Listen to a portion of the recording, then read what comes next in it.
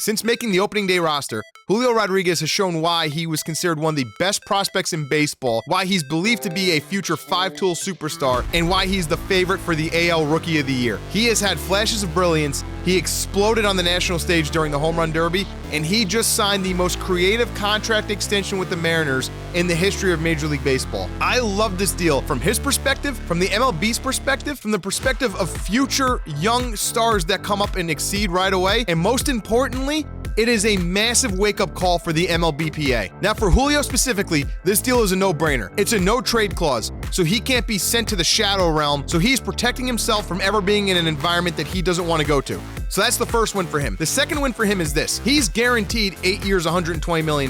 That's when the club options kick in. If the Mariners don't want to extend him because he's been bad to that point or underperformed or hurt or whatever reason it is, Julio can either walk away at that point or he has a player option that he can kick in for an extra 5 years, $90 million. So he wrote on the dotted line that he is getting a guaranteed chance at 13 years, $210 million.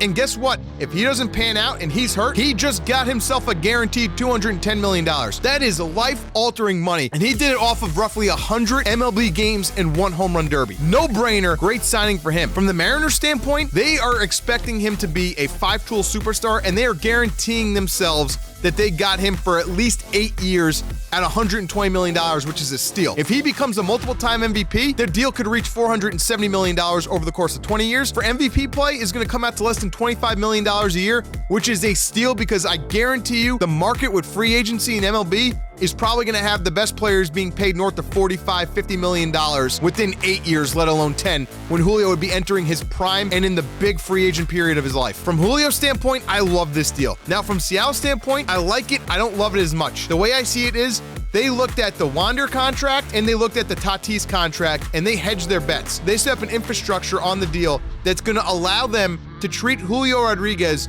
fair as a superstar the way the Padres signed Fernando Tatis, but they put a safeguard involved that if he doesn't pan out, whether it's his on-the-field play or his health or his mentality or something that they don't love, whatever it is, that this is only going to cost them at best 8 years, $120 million, or at worst 13 years, $210 million, both of which in this day and age in MLB are figures that a team can overcome. And now from an MLB fan perspective, the reason why I love this Julio deal so much is because between this and the other slew of young signings that we've seen over the course of the last couple of years, there is now a lot of pressure on the MLBPA to shift their focus and fight for better pay for young players in the future CBA agreements they make with Major League Baseball. That was not one of their primary decisions in this last go-around, and there's a clear answer by these players here saying, we don't want to get paid peanuts like we would be if we don't sign extensions. That's why guys like Michael Harris are willing to sign a 7-year, $82 million deal that's probably costing himself at least $50 million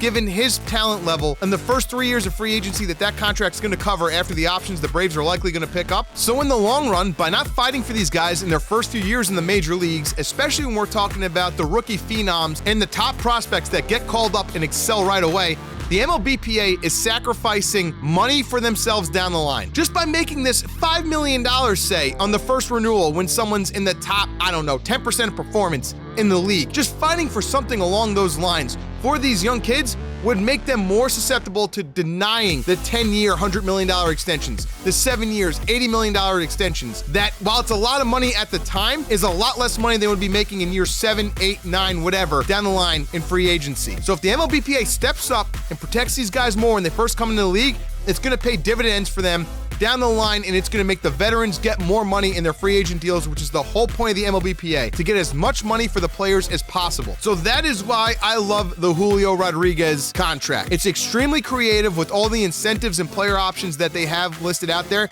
and that is going to help everyone. But that is going to do it for this video. If you enjoyed it, make sure you hit the like button and the sub button. We got some NFL right around the corner, so we're going to be sprinkling some of that in. I'll catch you guys in the next one.